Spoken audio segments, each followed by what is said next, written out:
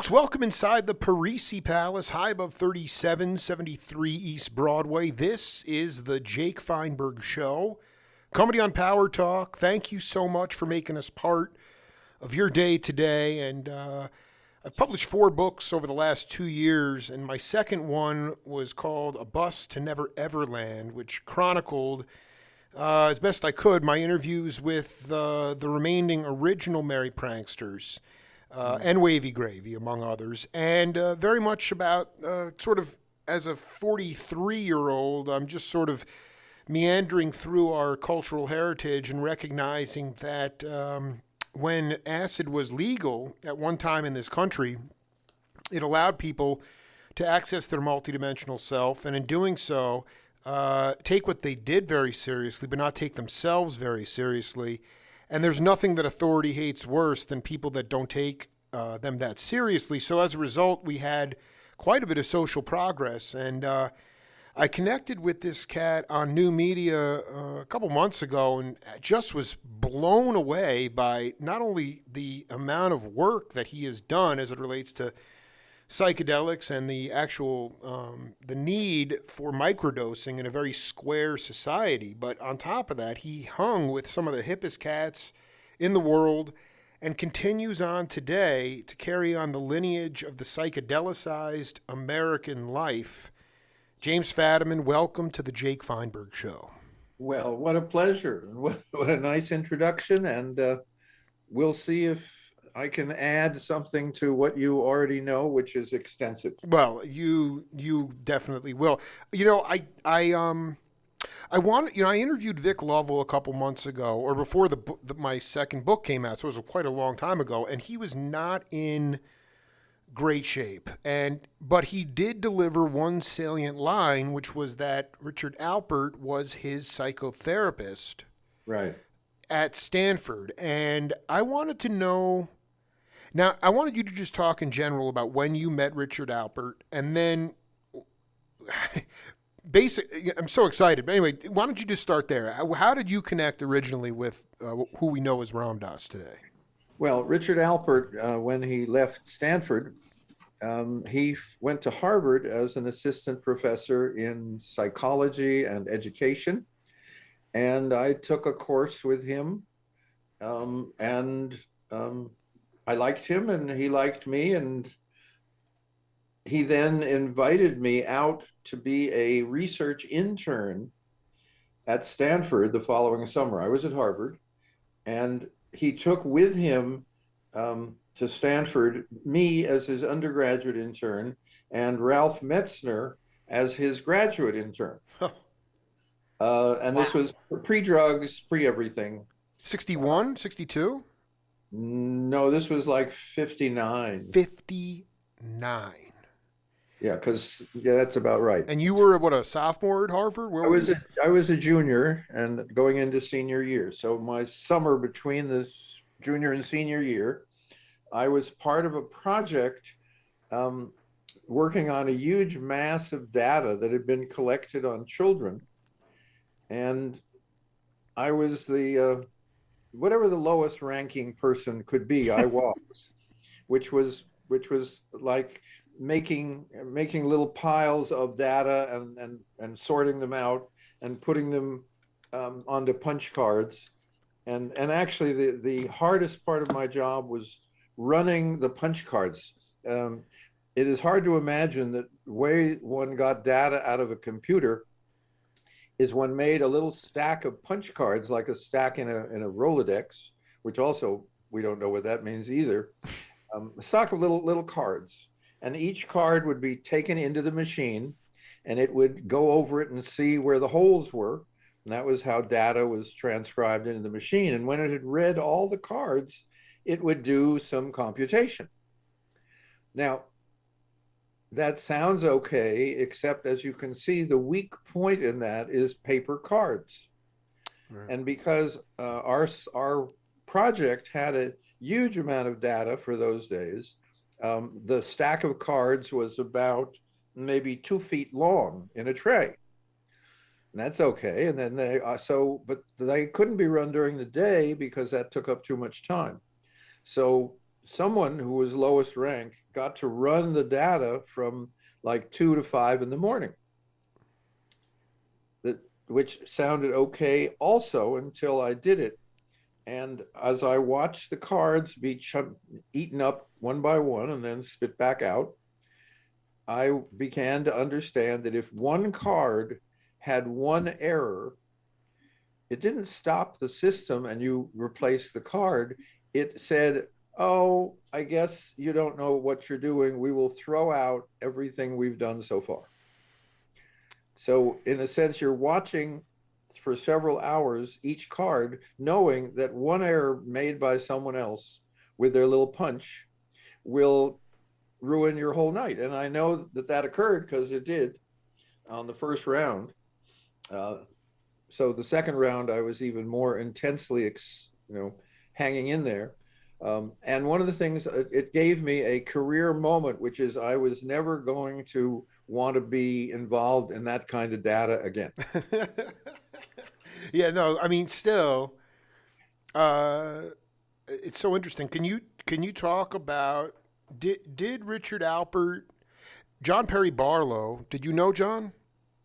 A little bit, yeah. Okay, so John, and this is jumping, but he talked about Leary and Ram Dass kind of being, I don't want to say charlatans, but he referred to them as snake oil salesmen early in their lives, and in their careers. Did Ram Dass, did Richard Alpert was he cultivating spirit already at that time, or what was your take on him? Obviously, No. You might have not had great times with the data, but he decided to take you to Stanford with him. Oh yeah, no, I was having a very nice summer. He actually not only took me to Stanford, but he had rented a faculty member's house, and so I shared it with him. So our evenings were not spent discussing research. They were spent cooking dinners together and his having friends over very often because he'd been at Stanford earlier. So it was a very pleasant summer in that way. And he convinced me that I should move my career towards psychology. I was looking at sociology, and he said, well, sociology is about groups of people. Psychology is about individual people. Which do you think is more interesting? So that was a good pitch. To say he was a snake oil salesman is not really realistic. What he was a charming, affable, desperately wanting to be liked person. I love it. And that's a very different attitude. Tim Leary was charming in a way where I would say that almost all the people who disliked Tim for his work and his point of view and what he did for psychedelics still found him personally charming. So that at Harvard, Dick had a small office. He was an assistant professor. Tim had less than an office. He had a redone closet. He was of an even lower rank in the academic world, called lecturer. And the crime that they committed, and this is not the way the history is written, the crime they committed was they enticed almost all the graduate students to want to work with them. Now, I don't know if it's generally understood, but professors, their lifeblood is graduate students who do their work at a remarkably low price. Absolutely. No, that remains true in all fields. Yeah, so this is a kind of slave labor system. Right. And here were these lowest ranked people sucking away the kind of the workforce from the rest of the department. Now, that's one of the reasons that they were not popular. Another reason they were not popular is at least one member of the faculty was actually also being paid by the CIA, maybe through a frontline organization. Maybe he knew that was true or not, but he became one of the severe critics of Tim and Dick, and it may be a coincidence and maybe not. James Fadiman already blowing minds on the Jake Feinberg Show. Really so honored to have him here. I mean, can you describe who were some of the was it just social? I mean, was Perry Lane in existence in that summer of '59 when you went to Stanford? I mean, it Um, was there obviously, well, but it was there yeah, obviously. I actually lived on Perry Lane for a year um, in the midst of my graduate work, and it was the year that Kesey lived there and then moved out to La Honda because he had uh, One Flew Over the Cuckoo's Nest was successful, right. and so he moved from a little house on Perry Lane. Perry Lane was literally 1 block long, and had a long history of being a kind of hippie hangout long before there were hippies.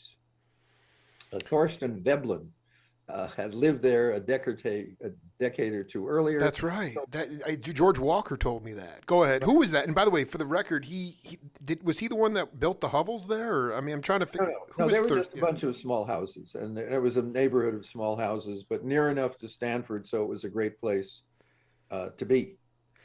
When And you I, when you so when you got out for the summer, he was having essentially just social engagements. There was no because it's funny. I was working on a documentary on Stan Getz that okay, actually has not really gotten off the ground, but for a lot of people that were alcoholics, at least in the 50s, yep, my yep. research has suggested that there was LSD was being used with alcoholism. Is there any truth to that? Now, there's a little confusion there. Yeah. Bill Wilson, who founded AA, Right. after he'd had a high experience using actually Datura, which I don't recommend to anybody. What is that? I've never heard of that. Datura is also known as well, it's something that animals eat and go crazy. It's a plant that has an altered state. Wow. There was an alcohol treatment which made use of it. Uh, and during that alcohol treatment, Bill Wilson was visited by a angelic being, and from that encounter, Alcoholics Anonymous was started. Now, many years later, he had LSD, and he felt it was so useful that he felt, and it was legal. He felt that it should be available in every AA meeting in the country. Wow. Wow. And his board of directors said, "What the fuck have you been smoking?" We're talking like 65 ish. Earlier. 63. This is so it was not too far removed from the 50s. I have this book at home that I've LSD and alcoholism. That's what it's called. Okay. And Okay. so you're saying that kind of he had the He had a breakthrough that he felt, yeah. would be very helpful for AA. And they said Now, you're out of your mind. Yeah. now at the same time, Yeah. there was research being done with alcoholism in Saskatchewan. Hmm. And there were people named Osmond and Hoffer, two doctors, who were experimenting with LSD for hardcore alcoholics. These are people who they already have cirrhosis. They've already not done whatever other therapies there were had long since failed. And there was earlier work in England with LSD, just kind of giving it to people who were in mental hospitals, and they felt this could be valuable, and it was. It had about a 50% recovery rate among people where the recovery rate was close to zero. Wow. So it was extraordinary. In fact, it was so successful in Saskatchewan that it moved from being an experimental drug to being one of the treatments available for alcoholics in Saskatchewan. So That it moved into is and that's the same era that Bill Wilson, I think, was discovering this from people like Gerald Hurd in Los Angeles. So it's a little complicated, and there was communication because remember I said Osmond and Hoffer were in Saskatchewan.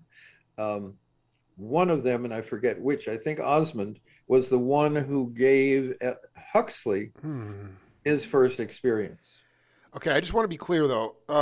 We're talking now. There was a mental hospital In Saskatchewan. Yeah. or in England, in England, or No, Saskatchewan, Canadian province. right. But you said there was also some.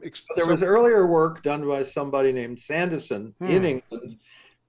kind of giving it and not quite knowing what they were doing, and they were still feeling that it gave people a psychotic incident. So it was very early, kind of fussing around with it. It was here was a drug that was very powerful, that changed people's mental world, and that nobody understood what it was for. And Sandoz for years tried desperately to find out how to make money out of it, so that if you were an early researcher, you wrote Sandoz and you said, I would like some LSD, and tell me what you would like me, what are the restrictions? And there is a document that basically says, here is your LSD, please tell us what you're doing with it. This is almost too good to be true. I mean, well, it's let us say it was a much simpler world. Well,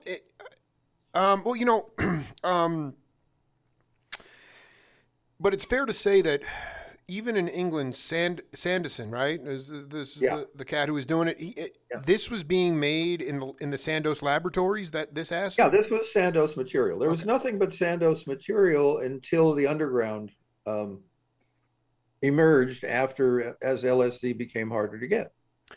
Well, let's just so 59. You're undergrad at Harvard. Go out to with Dick Albert. Right. Stay at his house, and we do psychology for the summer. Right, and he said, I think one-on-one psychology is better than groups of people with sociology. So you got into psychology at that point. Yeah. When did you guys first encounter psychedelics? Because, and I just want to preface it by saying, I did a couple of interviews with the late great Barlow, and he talked about, of course, very well, the April experiment, which was in '64. Right. Were you already hip to psychedelics prior to that? Oh yeah. Take us through that. Okay, let me give you the dates. Please. Remember, I went junior year. I go and I'm working with Dick Alpert, the psychologist, and I come back to Harvard. On the way, I'm driving across country with a friend, and we have a car accident which flips the car, and the gear shift smashes into my leg, and I have a major compound fracture. And my friend who's driving flew out of the car and had a concussion. So we were in Williams, Arizona for a week or two. There was a hospital there which was almost entirely filled with people off the road. Wow. Whoa, I'm sorry. I live in Tucson. Where is Williams? I don't even know where Williams is. Williams is on Route 66. Okay. And it was all car accidents? Yeah, mainly, there was a couple of people with heart attacks, but mainly it was us car people that kept the hospital going. So it was a much better hospital than a small town would have. Wow. Had one doctor, had one nurse, and it had a lot of town volunteers who really made the place, function. So after I recovered, I went back to Harvard and did my senior year. And then I collected as much money as I could for graduating and for being 21 and getting gifts from all sources, and went to Europe and lived as cheaply as I could. And the next spring, which would now be the spring of '61, I guess, Richard Alpert came to Paris on his way to Copenhagen, where Tim Leary, Richard Alpert, and Aldous Huxley were going to present research on LSD to the World Psychological something or other. So on the way through, he stopped to see his favorite undergraduate meet in Paris. I love it. And then he said, the greatest thing in the world has happened to me, and I want to share it with you. And I thought, well, that sounds, how bad does that sound? It sounds great. And then he reaches in his jacket and comes out with this little bottle of pills. And I'm thinking, oh my God, what is going on? I am so straight. I don't drink coffee. Okay. Okay. So you were really square. You at that time, weed or anything like that. Right. I've never heard of it. Yeah. I mean, actually I'd heard of it, but coffee, no stimulants, nothing. Yeah. A little bit of very cheap wine at dinner. That's great. Yeah. And I'm writing a very bad novel. So I'm doing the kind of 1930s or 20s Paris thing, only it's the 60s. So it isn't quite as exciting. Anyway, Ram Dass says, here, why don't you try one of these? And so I do. And a little while later, I'm saying, this is really hard for me. And he said, what's up? He said, I said, well, the colors are so bright and the conversations, the people, walking in back of me, we're an outside cafe. Right. The people walking in back of me, all their conversations are really getting on to my, disturbing me. And then I realized that I was hearing all these conversations, but my French had never been good enough before to do that. I'd been living there about 8 months. So it clearly was doing something. Oh my! Wait, you're telling me you became at least receptively more fluent. You were Yeah, understanding what they were saying. yeah, Oh my God! yeah. Right. I guess that's never been Whoa! followed up with psychedelics. But anyway, Whoa! we therefore retreated to my sixth floor walk up, and um, I began to let go of certain fixed ideas. This was not a transcendental session at all. It would now be what I'd call a medium dose of psilocybin. Mm-hmm. But a week later, I had left Paris and I had followed Dick to Copenhagen, had another time with him with this substance, and then um, my life opened up and I ended up getting an offer from my draft board. This is now during Vietnam. And they said, wouldn't you like to come and join the military? And I felt all of a sudden I had this insane desire to go to graduate school instead. Absolutely. So I Avoid the was war. Wait, I'm sorry. What year did that start? 61. Unbelievable. Well, the war had started. So this was already the draft when you got a lottery number, and if you got a low number, you'd be drafted. I get it. So I I just opted want for to stop you graduate. 1 second. You you Sure. you graduated and you really weren't pursuing psychology at that. You were trying to write a novel and sort I of was be. writing a novel. I had the faintest idea what I would do with my life, except since I was an unbelievably undiscovered great writer, I wasn't overly worried. Continue continue on. No, yeah, it's great. Also I had enough money for a few more months. So Yeah, you were enjoying your time, but trying to. yeah, But you weren't you even though you had that summer in '59, you hadn't really seen him because he had obviously been right. dosing pretty hard and or at least had gotten Yeah, turned on to it by the yeah. No, time you got there. he'd had a lot of experience by then. Um, yeah. Yeah. So I came to graduate school at Stanford, and it turned out that one little person at Stanford in electrical engineering named Willis Harmon was teaching a course called something like Your Human Potential. And I read this little brochure in the way back of the catalog under special courses that didn't fit anywhere. And it sounded to me, in my incredibly enlightened state, having had a couple of low dose psilocybin experiences, Mm. that I knew something. So I went to his office, which looked exactly like an associate professor of electrical engineering, which was, boring and clean, and a couple of pictures of the family and some textbooks. And I said, I'd like to take your class, Professor Harmon. He said, well, it's full, but you could take it next quarter. And I said, and I don't know quite where this came from, but I was intuitive. I said, I've had psilocybin 3 times. And he got up and he walked across his office and Yeah. closed the door, Yeah. and we started talking. Wow. So I not only took his course, I was the teaching assistant. You got in that semester. You didn't have to wait. Yeah. Oh, Yep. so he basically was like, "Hey, I've been dosing too," or he just was what was that about? Well, what it turns out is there was an off-campus group called the International Foundation for Advanced Study, IFAS, Oh my God.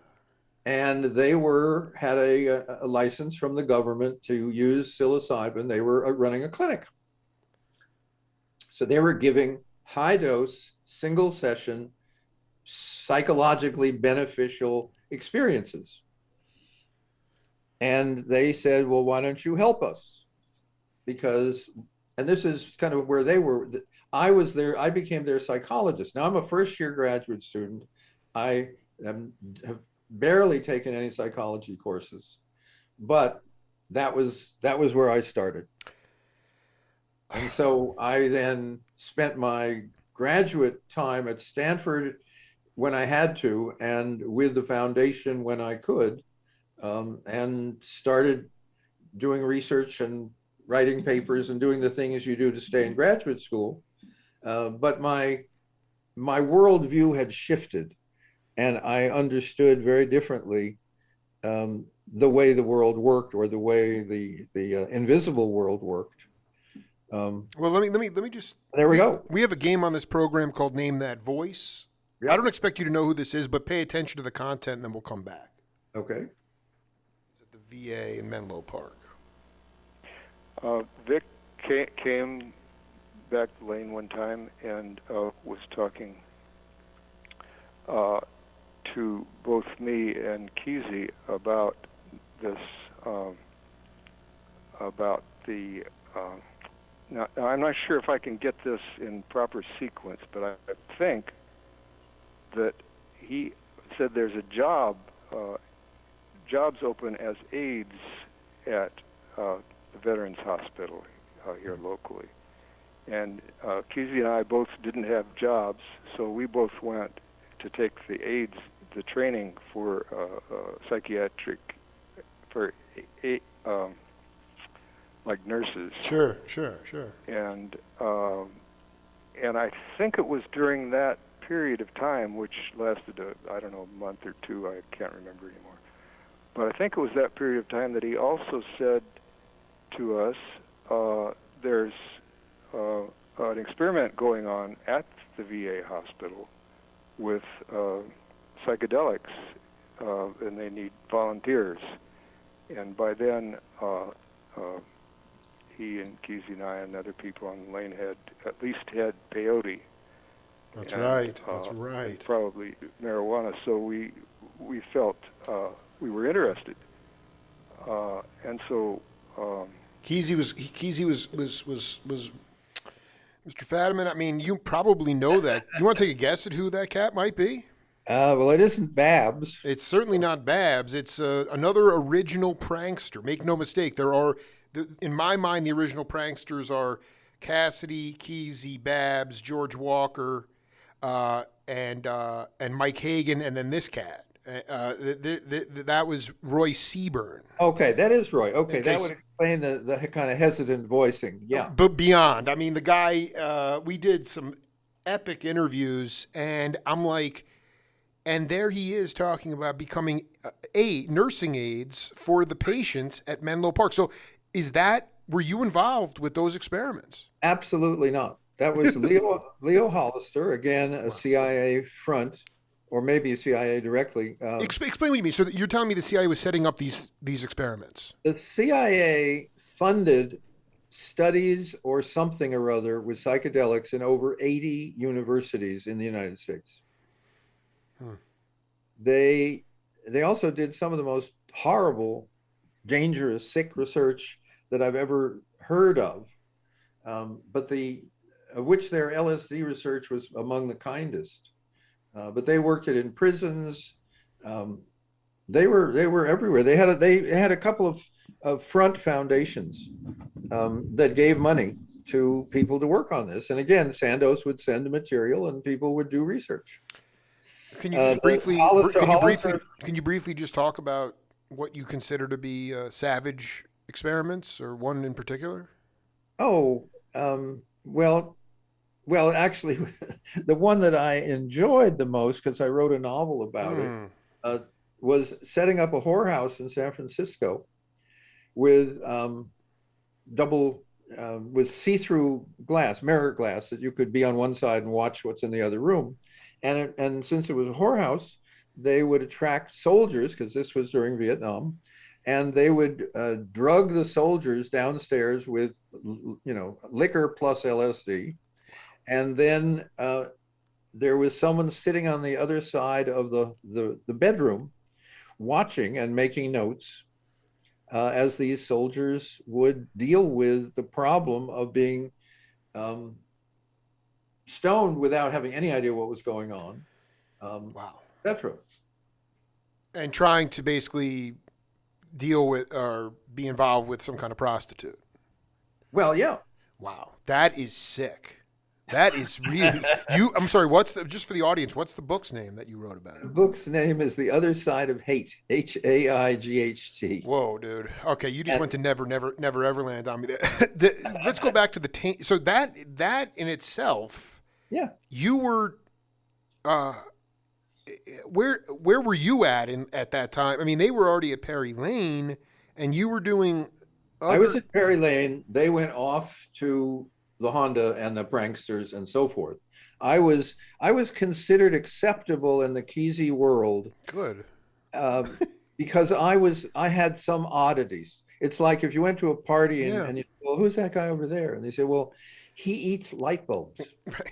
And you don't have to know anything about him. He's just this strange cat. Right. I dig. Okay? So my strangeness is that I was doing legal LSD work in the daytime. That is so beautiful, man. I'm sorry, 63. Where are we at? 62? 63, 62, probably 63. Now, when you get there and it was legal and it was not anything to do with the government. So who was, this was sort of maybe Richard. Well, Dick, the legal work was called we had what was called an investigational drug exemption, which was, this is a drug that wasn't for sale, but one could ask the government to do research with it. And that system is still around today. And who was your supervisor, or were you actually running the program? No. I was still a graduate student. We had a psychiatrist named Charles Savage who had done research in the 50s with alcohol, with psychedelics. Beautiful. I had Willis Harmon. We had Myron Stolaroff, who had funded the Institute, the International Foundation, as an early shareholder in an electronics company called Ampex. Wow. Who invented early tape recorders. Yeah, I did. Yeah, totally.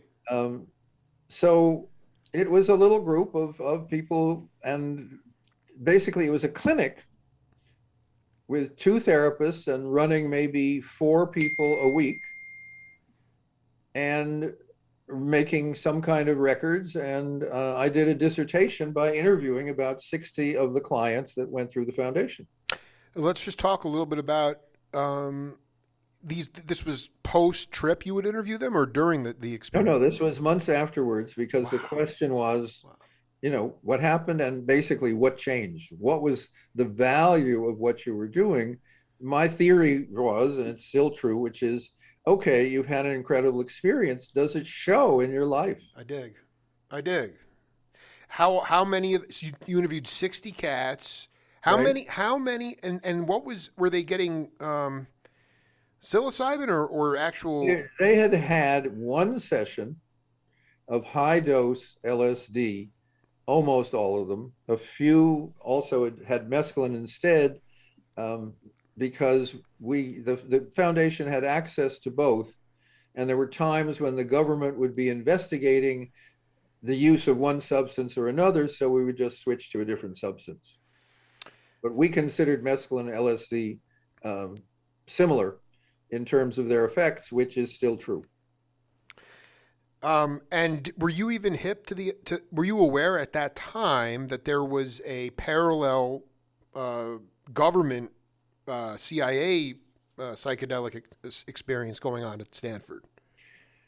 It wasn't going on at Stanford. It was going on at the Veterans Hospital. I'm sorry. Thank you. Menlo Park Veterans Hospital. Yeah. Stanford was desperately trying not to have anything psychedelic, because Dick and Tim had been fired from Harvard. And one of the names of Stanford at that time was kind of the Harvard of the West. Only they didn't want to be the Harvard of the West in terms of psychedelics.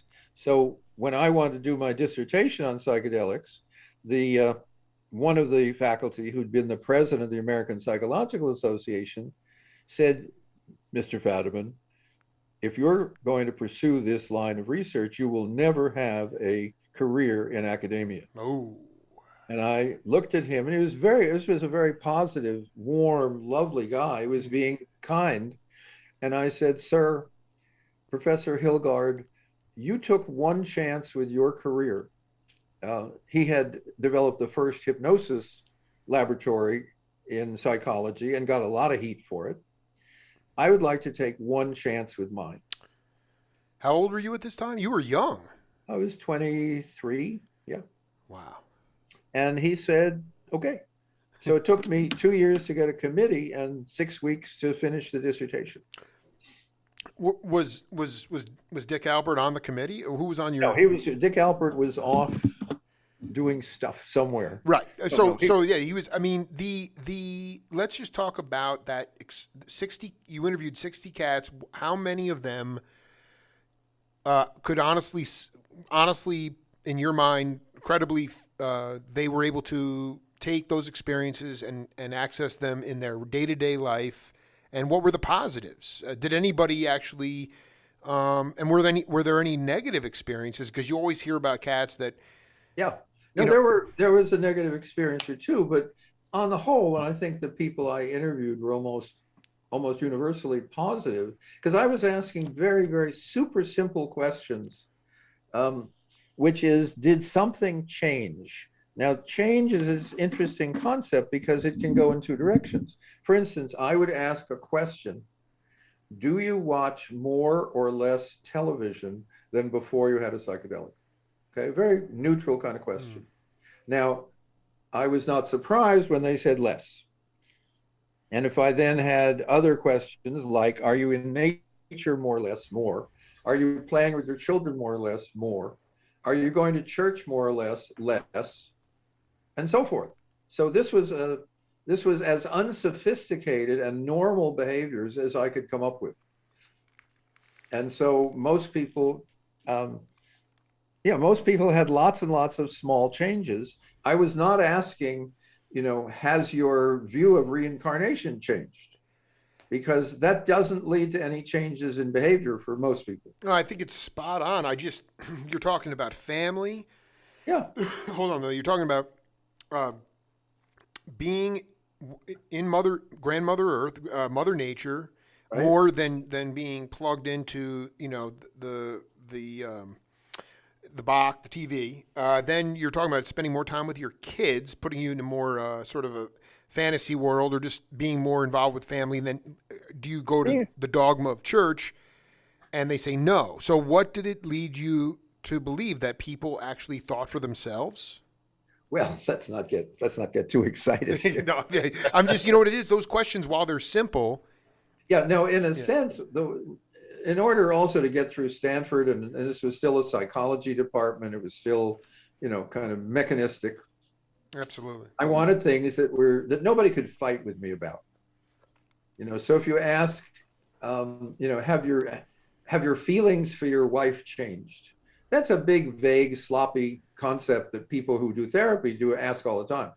But if I'm saying, are you making love more or less often? Do you cook together more or less often? Do you visit with people together more or less often? Do you spend more or less time alone? You get to the kind of very nuts and bolts of actual behavior. And so the word behavior appears in the title of my dissertation entirely so I could get it written and not get thrown out of Stanford. Because there were members of the faculty who had been thrilled had I vanished. Well, that's right. I mean, you're talking about the hypnosis, the guy who created the Hypnosis Center, and he basically gave you that stark warning, and he was wrong. Yeah. But no, he was right. He was totally right. Really, he was right. Absolutely. Well, okay, so you've been a rogue cat. You never, but. Well, let me give you an example. Yeah, please. I graduated, and at one point there was an opening in the counseling center at San Francisco State. And so they wanted someone with psychedelic experience. So I applied, and they agreed I was a good possibility. And then in the meeting, they said, if we have someone who's a specialist in this area, it would mean that we are admitting we have a problem with psychedelic issues. So guess what they did? They didn't hire you. Correct. Psychedelic issues, that is a very vague thing. I don't know what they're even talking about. They were saying, there are people who are having bad trips and showing up at the counseling center. Okay. Got it. Now, at that point, it had already been. We were talking about before about Sandoz, but at this point, it was already being made underground too. People were getting having Yeah, by the time placebo I cocktails. graduated in '65, and we were already into underground LSD. So much stuff going through my head right now. Talking to James Fadiman, just waxing poetic here on his career, and so I just want to go back to Perry Lane for a minute. I mean, Sure. Lee Anderson was there. Yeah. A lot of. I mean, can you paint? I mean, when I interviewed Seaburn, he said that like, I mean, they were everybody was an artist. Everybody everybody was doing their own thing. But I just am curious about from hindsight, looking back on it, paint the picture of Perry Lane in your mind, and ultimately, you know, what your wife was doing. I mean, you met your wife there. Well, I met my wife there. Or you met her at an acid test, or you met her at Perry Lane? No, actually on Perry Lane, Wow. but we didn't connect at that point. But we met later because she was a friend, a close friend of Stuart Brand's. Wow. And Stuart Brand and I knew each other through other places. And at one point, Stuart and I wanted to get together, and but he said, but I have, you know, we could double date, because he was dating Dorothy. And I said, well, it's hard for me because I'm engaged. And Dorothy had said to him when she was asked, she had a friend also who was engaged. So that could work out. And so we had a double date, and I didn't care for her friend, but I cared for Dorothy, and we started to become just friends.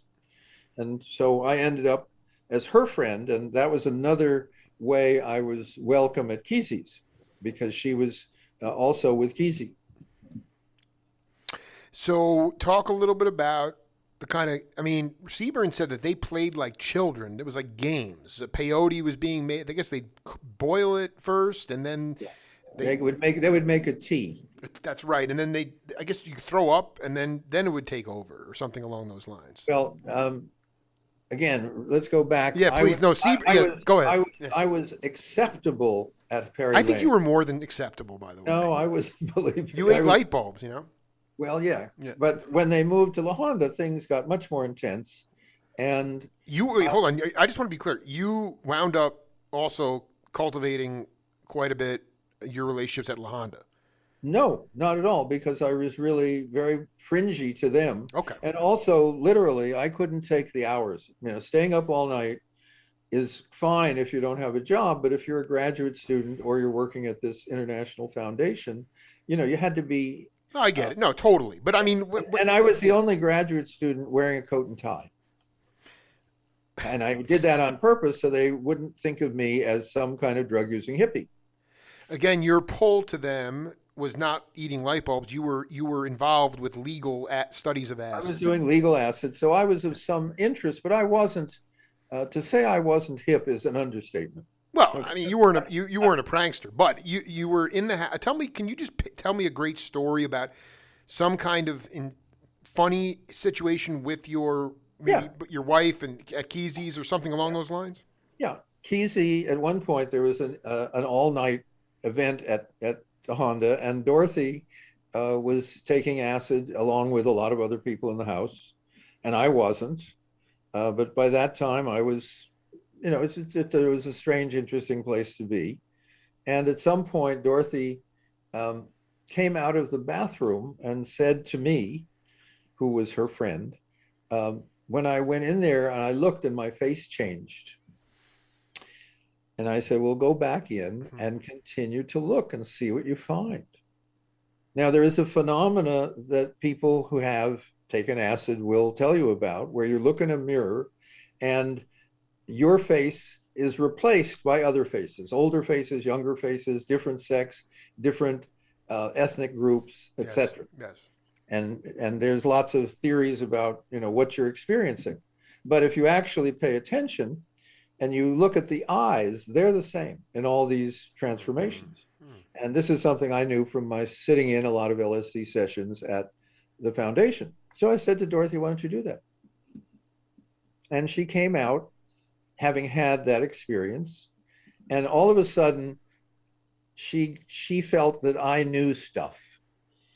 Now, when you're very high and you're with someone who knows stuff, that person becomes very important. Absolutely. And later that night, near morning, Kesey and Dorothy and I ended up at a place that Kesey liked, which was a big bank of flowers. It happened to be the Pescadero town dump, but the way the dump was built, you had a big kind of spillway of flowers. Wow. And at that point, Dorothy looked at a little flower, single flower kind of growing between the cracks of two rocks, and it changed. It was flowering, but it looked like when she looked at it, it died. And again, she said something to me, and I said, continue looking at it. And again, the experience is when you look at a flower this way, it will not only die, but it'll come back, and it'll die, and it'll come back. As Ram Dass might say, death, rebirth, death, rebirth. In that psychedelic. So, I mean, that's an actual quote from Ram Dass, by the way. Wow. Wow. And so at the end of that evening, Dorothy had decided, even though she was kind of going with Ken, that I was of considerable interest. And so our relationship started really to deepen from that evening. So that's a story. I just want to be clear. Dorothy originally was dating Stuart Brand. Did I hear that correctly? Yeah. And you were on a date with another friend that you weren't that into. But she was with Stuart. We did a double date, and that's how I met Dorothy. You met Dorothy, and then Dorothy was with, later on at La Honda, she was with Kesey. Right. So, you, just stepping back from it, I mean, as somebody who was running well, I don't know what the right word is, but you were working for this. Yeah, we were running a clinic. You running a clinic. I mean, can you talk about a general day in your life at that time, like, and ultimately, I guess maybe the question to me, I did a lot of psychedelics in a very short period of time. I did my freshman year of college. It seemed like every weekend I was tripping on something, and I went to Boston University, so I wasn't very far from where the April experiment occurred. And but at the same time, how did you, as a young person, modulate between like being like, oh, I'm just going to dose tonight, and also recognizing that you needed to have clarity when you were actually working for the Institute? How did you not get pulled into dosing too much where you couldn't, because you gave ultimately you gave Dorothy, you gave her such salient advice when she was tripping that she fell in love with you. Yeah. Well, how did you learn to modulate that? To me, it would be a struggle. The difference was the model that I was working under was not a tripping model, and it was not the Kesey model. That's right. Okay. The foundation said basically, remember when I said that all these people I interviewed had one session, okay? Right. Now, the notion is that if you have one session that's deep enough and clear enough, you don't need to keep going back. That's right. The metaphor is, when you call God on the phone and he answers and he tells you whatever it is you had in mind, you can then hang up the phone. So our model, and actually we did research on it, is people's personalities after a really high dose, it would be 6 or 8 months before their personality had re-stabilized. We now call that integration time, but at that point it was just putting your world back together because it's become bigger. Right. Okay. Right.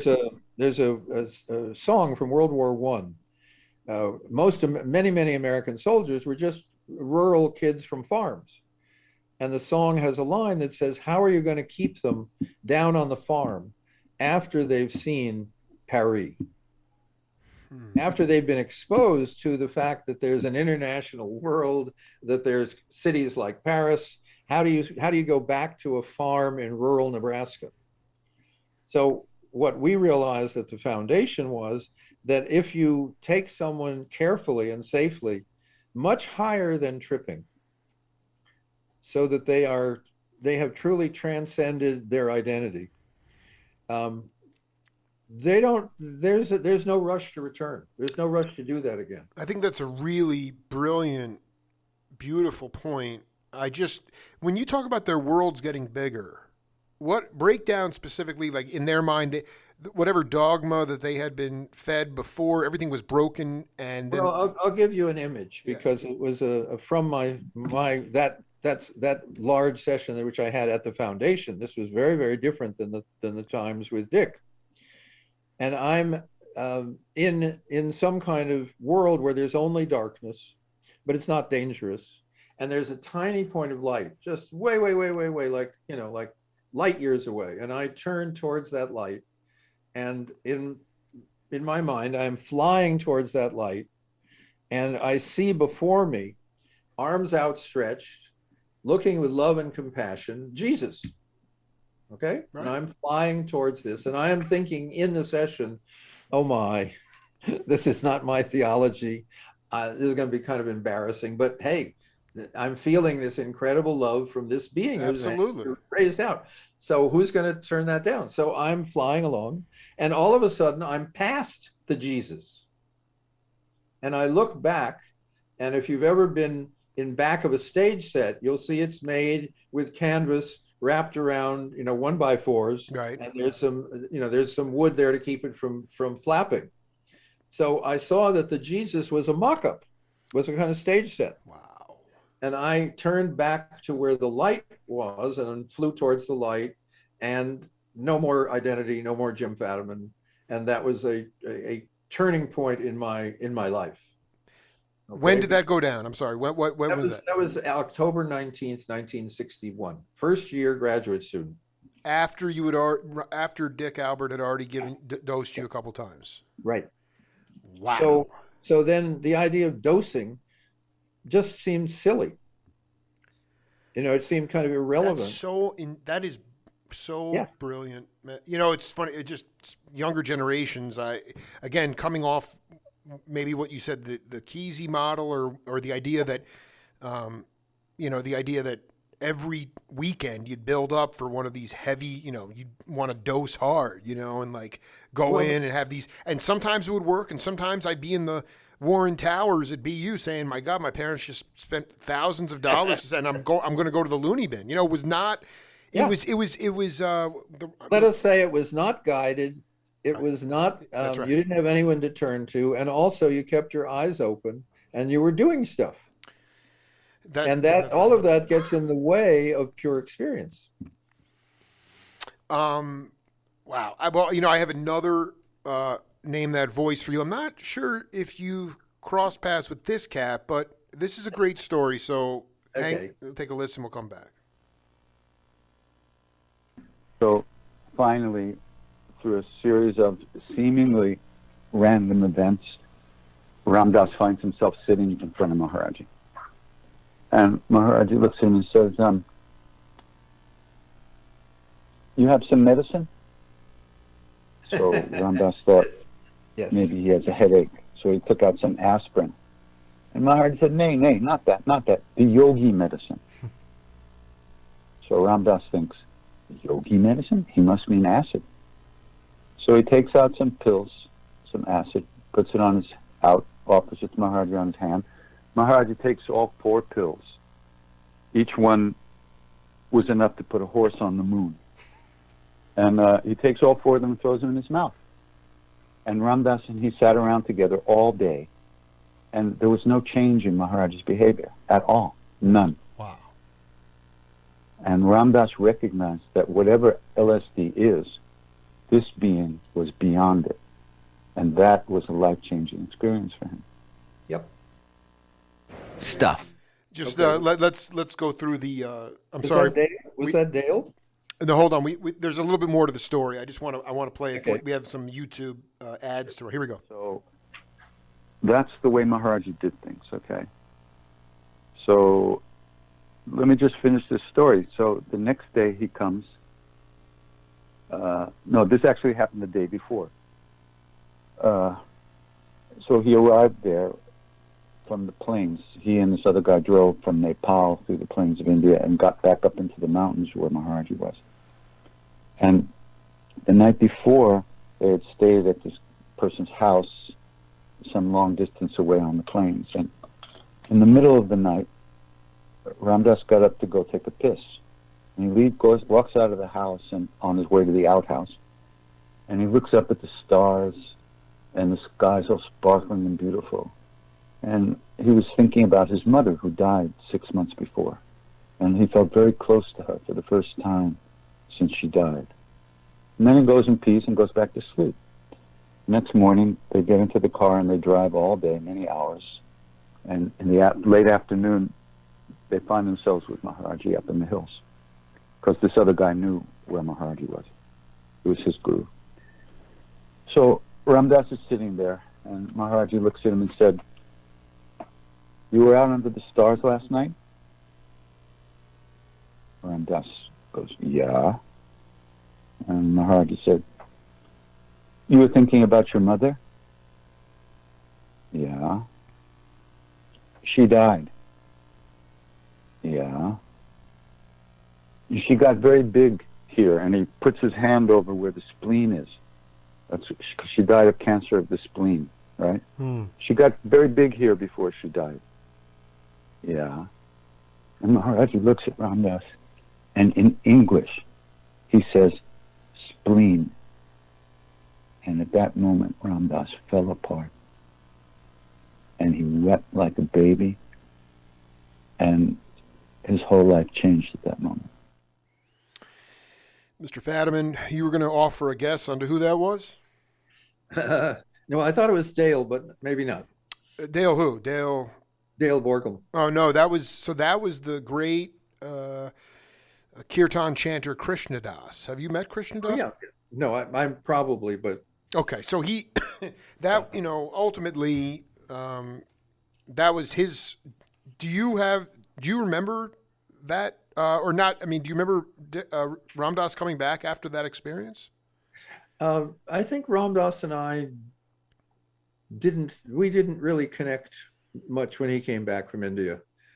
I was off doing other things with my life, and he was clearly had totally changed his, and I certainly didn't follow him. I was still at that point, if you remember, he also said he was had stopped using psychedelics, and I clearly hadn't.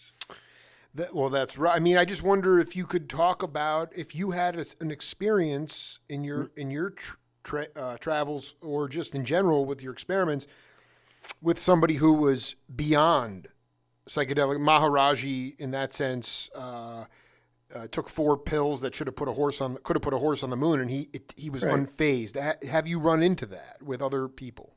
Yeah. There was a woman whose name I've forgotten. She ran a little spiritual center, which had a little temple in Los Angeles, a little temple somewhere in New England. And one of her devotees took me down to be with her, and I took acid and she didn't. And what I realized that evening, every time I would up level, whatever that meant, she would up level with me. And what I got is that she was perfectly capable of tracking me at any place I could get to with psychedelics without. So remember, psychedelics are a tool, and the purpose of using psychedelics is so you don't need to use psychedelics. Right. That's a little bit that is a little bit confounding to me, just because even though you had a god dose of LSD, and you saw the So I saw that the identity of Jim Fadiman was a small part of who I am. And yet you continued along the way to have Jim Fadiman continued to live his life. Jim Fadiman is, I mean, wow. So suffice it to say, I just want to go back for a minute. La Honda, how quickly after that experience with the flower factory in the dump did you and Dorothy get married? I think, well, that would probably, since it was flowers, it would have been in spring, and I proposed to Dorothy, I think, in December. And at that point, I want you to talk about where you took your career at that point, because you were not in the academy, or you were not going to be within that sort of, and I mean, you were on the periphery of the pranksters, but not into the constant tripping. So talk a little bit about what you did at that time to continue to furnish your career. Well, because of the final research we did at the foundation was a creativity study. We had a bunch of people coming in solving very hard creative problems with a mild dose, about 100 micrograms. And one of the people was a professor at San Francisco State. And a little while later, he said to me that he had gotten maybe a Ford Foundation grant. And he had a year off and he was going to go to Africa and do interesting things. And he was part of a small consulting firm called Snowden, Sullivan, and Goodwin. And he had some clients, and would I be interested in taking care of his clients? And since I had zero experience in management consulting, I said, sure. It's like the third time you've had no experience and they've given you like. Well, I have never had a job for which I've been qualified. That's so cool, man. But I have the feeling, and probably it was from Harvard, where you may not learn much, but you're taught incredible arrogance. Well, so yeah, right. The notion is that most jobs are not that hard, and they teach you what you need. Right. So I took over his clients.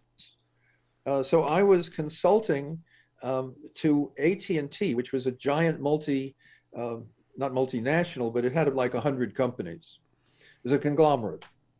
I was also consulting to Foster's Freeze, wow, which sells soft ice cream. Absolutely. And I was consulting to a series of Bay Area nursing schools. He had an interesting clientele. And so that was one of my first jobs. And then I met Abraham Maslow at Esalen. Wow. And then Abraham Maslow said he had a year off. I clearly take people's jobs when they leave town. And he would like me to come teach at Brandeis for a year. And I said, that's a wonderful offer, Abe, but they wouldn't let me teach what I'd like to teach. And he said, well, why don't you just write them a letter and see? And there's a reason for this story. Yeah, please. So I wrote a letter to the head of the department, and I said Maslow would like me to fill in for him for the year, and I'd like to teach such and such. And he wrote back and he said, that would be fine. You'd be very welcome. So I went to Brandeis and I spent a year, but I learned later that during that faculty meeting, he had really said that he didn't like that at all. And Maslow said, it's my position, it's my year off, he's my choice, write him that it's fine. I'm sorry, just for the audience, can you talk about what you wanted to teach and what you wound up teaching?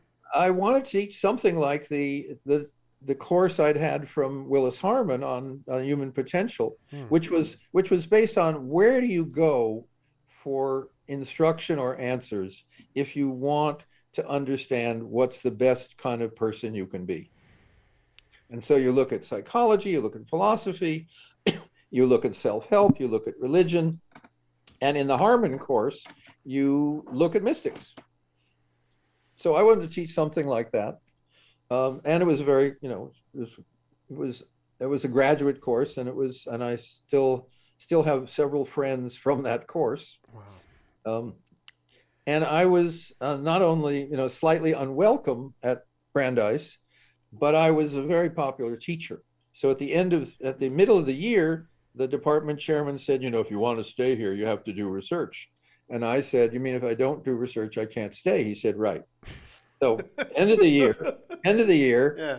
I'm very popular. It's not a great department. So the fact that I'm pulling in large numbers, that helps in the business side. Absolutely. Was it like 67? Right. What year is this? 68, I think. Yeah. Anyway, he says, we'd like to give you a 3-year appointment instead of this 1-year fellowship. And I said, didn't we say at mid-year that if I didn't do research, I was not going to be able to come back? And he looked at me and I said, I've kept my part of the bargain. And I left. Wow.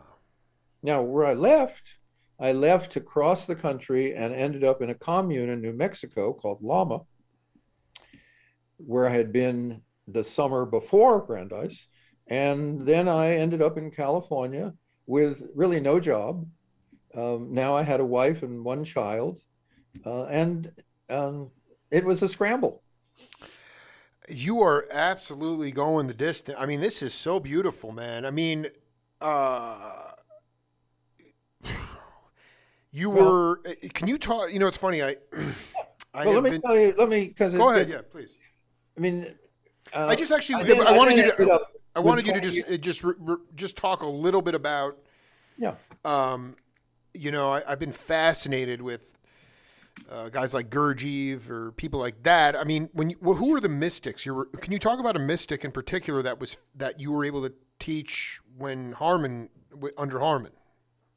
Well, I honestly, you know, since I was really totally fixated in psychedelics, and at the daytime I was being a graduate student at Stanford, so I wouldn't go to Vietnam, and I was wearing my coat and tie and looking as much as an investment banker as I could. I need a picture of that immediately. You got to send me a picture, man. Well, I didn't take pictures. And at night, I was trying to figure out what the hell had happened to me. So I was reading the Tibetan Book of the Dead. Beautiful. And the Popol Vuh from the Mayans, and I was reading Gurdjieff, and I was reading Evelyn Underhill, who was an English mystic. And I was trying to figure out what was going on beyond the material world. Sure. And there was really, I wasn't part of a spiritual group because both there weren't many, perhaps.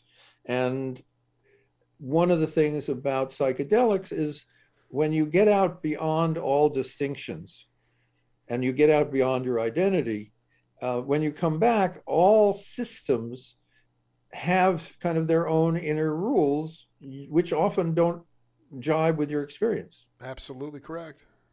So that there's nothing, you know, that every religious system started by a great saint, within a generation or two, there's a lot of work to be done. And someone says, well, I'll take on some of the garbage work, you know, I'll keep the mailing lists, or I'll get the chairs, or I'll bring in the fruits. And the bureaucrats who are willing to do this work eventually take over the system. This is really humbling, man. I mean, what was something though the mystics didn't? What in your mind? I mean, people throw that word around, but what was it? What was mystical? What got you off about it? Give me one example. Well, the communality among mystics, and they all get along with each other perfectly well, no matter what their quote tradition is. Because remember, what I found in my world is that, you know, the high beings who I dealt with in my psychedelic world all spoke English. That's right. But the ones in Ram Dass's world all spoke Hindi or Sanskrit. So you have to put your experience into some kind of box. And what we found in working with psychedelics at the foundation is people who had a vocabulary of religious traditions and mysticism did better than people that didn't have any vocabulary to put it in. Interesting. You mean if they were raised Protestant? They had some way of saying, when I say, for instance, transcendence of personal identity. Yes. If you don't know what I'm talking about, it doesn't make any sense. And I love it. I did. So go ahead, continue. So, and also, if you haven't had that experience, it's a little bit. It's when someone says, "Have you ever, taken a river trip through the Grand Canyon?" If you haven't ever taken a river trip through the Grand Canyon, descriptions aren't going to do you much. Right. It sounds very lofty and way out. But if you've done it, then someone says, "Hey, man, the Grand Canyon, woo," and you have instant rapport. Mm-hmm. And the mystics always had rapport amongst each other, no matter what. Pretty much, yeah, because the transcendental experience is similar when you get beyond identity. I love it. And Ram Dass has a wonderful story when he was told at one point to do a chanting Ram, I think, yes, for 24 hours. And he's chanting along because he's a super good student, and his teacher told him to do that. So he's chanting, and he begins to hear chanting. and he begins to hear, like, a myriad of voices all chanting Ram, Ram, Ram. And he goes to his teacher and says, that experience, he says, and the teacher says, oh, yeah.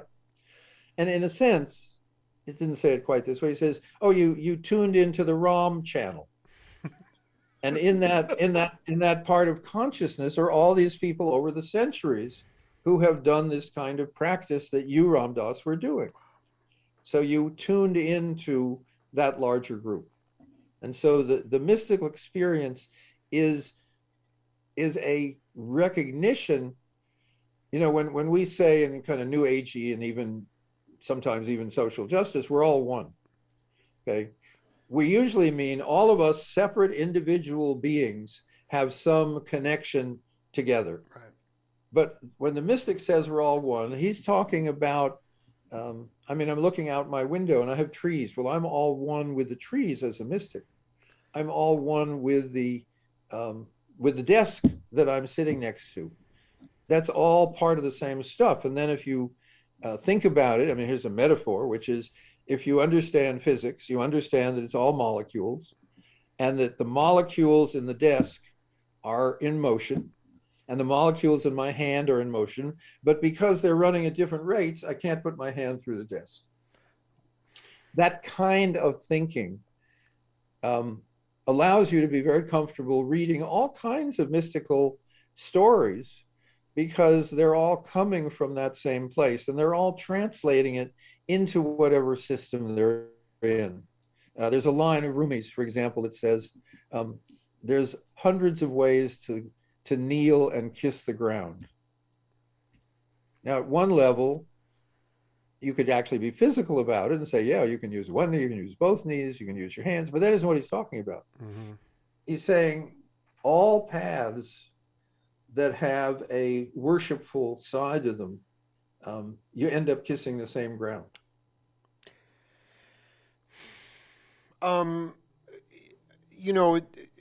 You sort of have you've been walking this incredible tightrope so far in your life, professional existence, and talking about right, sort of these Herculean jobs that are not that hard once you apply yourself, considering you didn't have a lot of experience with any of these jobs. But can you just talk about, you're obviously, I'm just loving the information, but can you talk about your skepticism as it relates to the word guru, teacher? I noticed when Maharaji came into the subject, you said, I didn't have anything to do with Ram Dass after he went.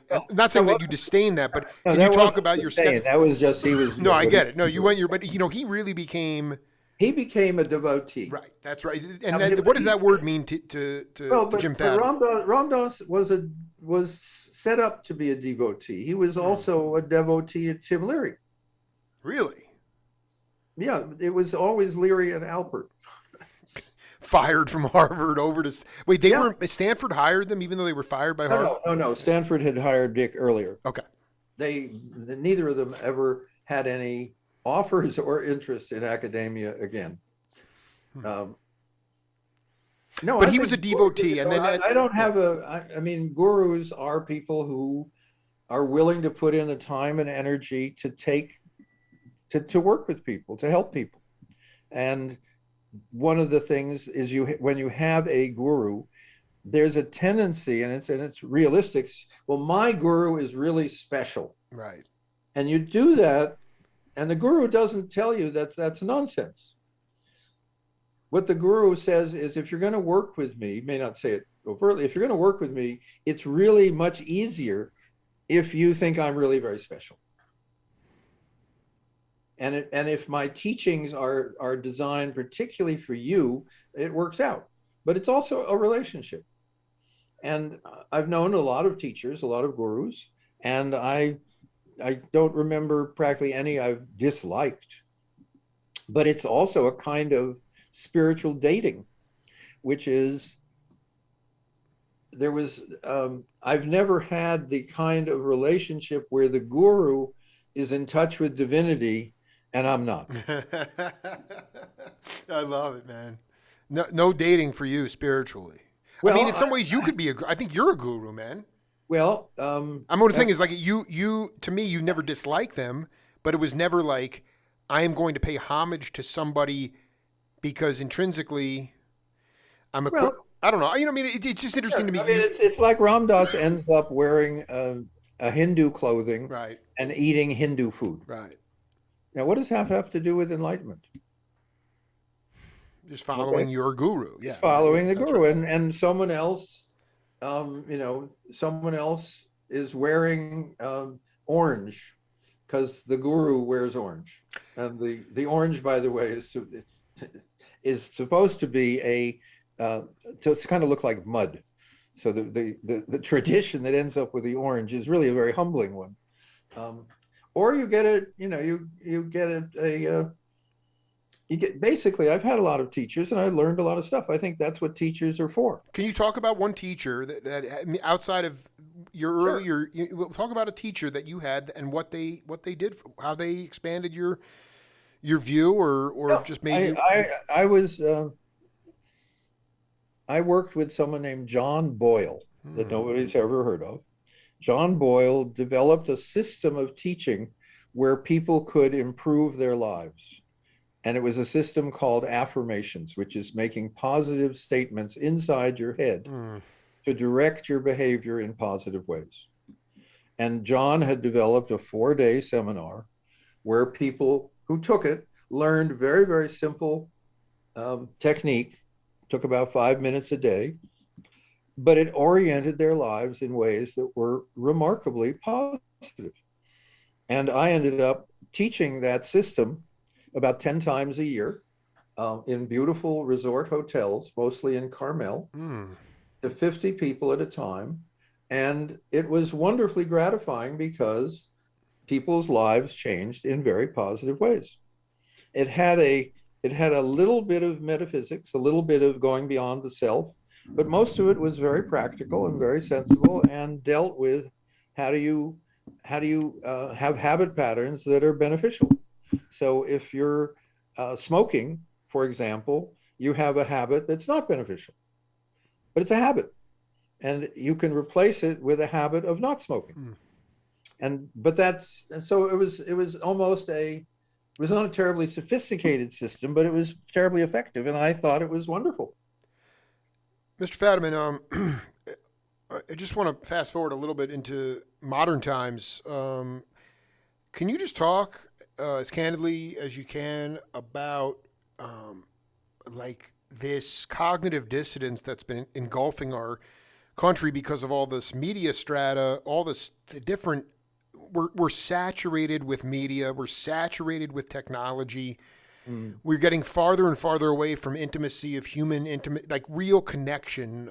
The way that I mean, you can do it, but you have to be incredibly disciplined. Why, in your mind, if you think this, why would microdosing be conducive to, for lack of a better word, square people in modern times? What do you think potentially could happen in terms of moving into an age of less violence, more acceptance, tolerance? I'm just looking at it and saying, we're sort of at the end of the rope here. I mean, it is. So I just want you to riff on that.